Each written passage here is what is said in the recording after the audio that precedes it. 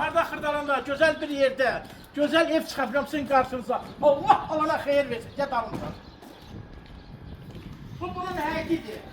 Gör nə gözəl həyat var, insanlara fikirləşir, oturub durmağa, gözəl bir iki otaqlı ev, həyat evi. Bəh, bəh, bəh, bəh, gör nə gözəldir. Gəl dalımca.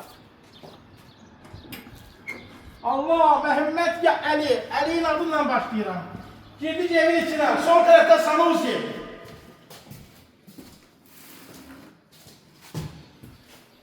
Sağ tarafta Kukuna.